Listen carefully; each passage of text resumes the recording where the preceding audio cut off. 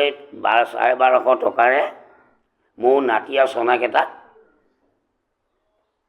অকণমান মাছ দুটকা কিনি আনি খুৱাইছোঁ বৰ আনন্দৰে মই খাইছোঁ দুসাঁজ আৰু এসাঁজ।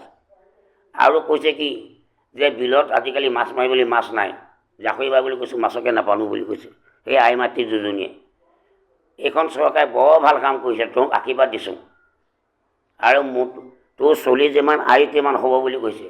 মই বোলো মাতৃগৰাকী মোৰতো চলি নাই। কৈছে আমাৰ চলিকে লগাই দিম যা, তেনেকৈ কৈছে মোৰ আই মাতৃকেইজনীয়ে।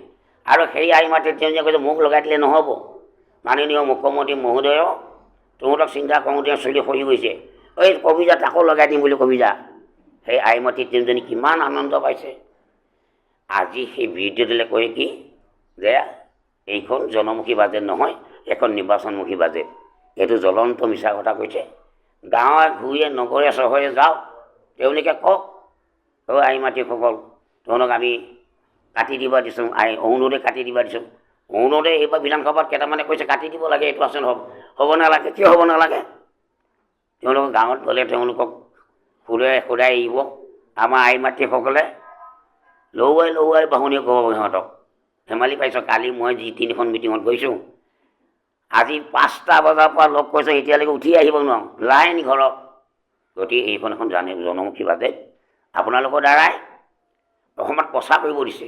মাননীয় মুখ্যমন্ত্ৰী ডাঙৰীয়াই কৈছে যে প্ৰত্যেক জিলাখনত আমি যি বাজেট দাখিল কৰিছোঁ 25 আৰু 26ত, এই বাজেটখন গাঁৱত প্ৰচাৰ হ'ব লাগে।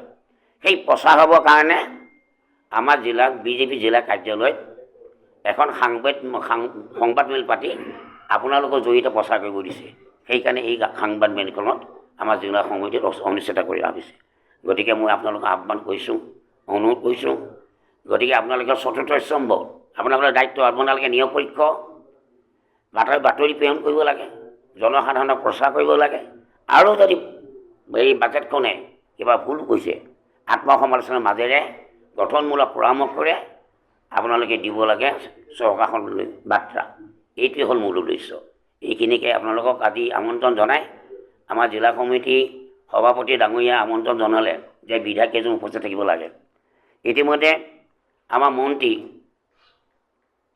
বিজু হাজৰিকা ডাঙৰীয়াই যে ক'লে, কাৰণ আজি আহিছে অমিত শ্বাহ আহিছে, গতিকে আজি অমিত শ্বাহৰ কাৰণে তই থাকিবলগীয়া হোৱাৰ কাৰণে মোক ক'লে যে ৰমাদা তই থাকিবি, আপুনি থাকি আমাৰ জিলা সমিতিত কাৰ্যালয়ত সংবাদমেলখন আনি উপস্থিত থাকি আপুনি বাৰ্তাটো প্ৰেৰণ কৰিব। সেইকাৰণে আপোনালোকক মই আমন্ত্ৰণ জনোৱা হৈছে। হ'ব যে বিভিন্ন বিৰোধী দলে সমালোচনা কৰিছে এখন জনমুখী বাজেট নহয়, এখন নিৰ্বাচনীমুখী বাজেট। এইটো তেখেতসকলে বিৰোধী দলসমূহে এইটো প্ৰচাৰ চলাইছে। আৰু বিৰোধী দলসমূহৰ প্ৰচাৰ চলা এইটো এটা আঁচনিয়ে তেওঁলোক সমালোচনা কৰা। কিন্তু কথাটো হ'ল কি, সমালোচনা কৰিব লাগে, সমালোচনা কৰাটো এটা বিৰোধী দলৰ কাম্য।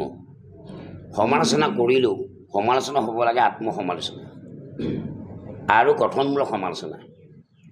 গতিকে গঠনমূলক সমালোচনা কৰিব লাগে, যিহেতু আমি মানুহ হিচাপে জন্মগ্ৰহণ কৰিছোঁ। গতিকে এইখন চৰকাৰে দুখীয়া জনসাধাৰণৰ হিতৰ কাৰণে মংগলৰ কাৰণে এইখন বাজেট। যোৱাকালি মই 3খন সভা কৰিছিলোঁ। এই সভা 3খনত দুখীয়া মহিলাসকলে এই আঁচনি বিশেষকৈ অৰুণোদয় আঁচনিখনক সমৰ্থন জনাইছে যে আমাক দুখীয়া লোকসকলৰ কাৰণে এখন জনমুখী বাজেট, আমাৰ দুখীয়া মানুহৰ কাৰণে এটা মংগলৰ বাজেট। গতিকে বিৰোধী দলে যিমানেই নকওক যে আমাক অসম চৰকাৰে অৰুণোদয় আঁচনিটোৰ কাৰণে আমাৰ দুখীয়াসকলক সকাহ দিছে, এইটো এটা ডাঙৰ এটা প্ৰশ্ন। আৰু এটা মই তেতিয়া সেইটো প্ৰশ্ন কৰাৰ লগে লগে মই তেতিয়া আইসকলক মই কৈছোঁ, এই অৰুণোদয়ত 12,500 টকাৰে মোৰ নাতি আৰু চনাকেইটাক অকণমান মাছ দুটকা কিনি আনি খুৱাইছোঁ বৰ আনন্দৰে মই খাইছোঁ দুসাঁজ আৰু এসাঁজ। আৰু কৈছে কি যে বিলত আজিকালি মাছ মাৰিবলৈ মাছ নাই, জাকৈ বাই বুলি কৈছোঁ, মাছকে নাপালোঁ বুলি কৈছে সেই আই মাতৃ দুজনীয়ে। এইখন চৰকাৰে বৰ ভাল কাম কৰিছে, তোক আশীৰ্বাদ দিছোঁ।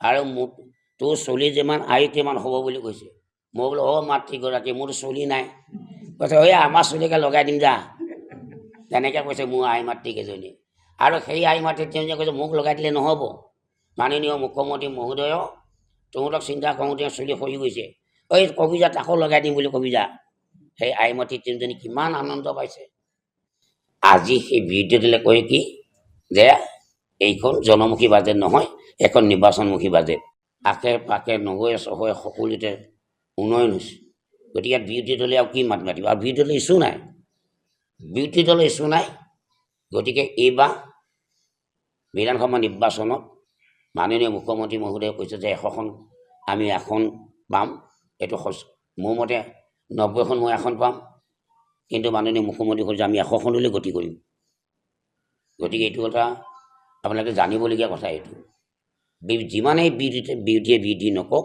এইটো এটা জ্বলন্ত প্ৰমাণ এটা কাম কৰ সেইটো কিবা ছাত্ৰ সন্থাক সুধিবি মোক সুধি লাভ নাই নাই কিবা ছাত্ৰ কৰিলেও হ'লেও মই মানে তাত জড়িত নহয়তো মই নাথাকোঁতো কাৰণ মই এজন বিধায়ক মই সেইখিনি তেওঁলোকৰ পৰা স্পষ্ট হৈ জানি ল'বি হ'ব সেইকাৰণে তেওঁলোকৰ পৰা সুধিবি দুই ছাত্ৰই কিবা কাজিয়া লাগিছে তেওঁলোকৰ পৰা সুধি ল'বি মোৰ বাকী খেলি হ'ব এই যে চাহ দে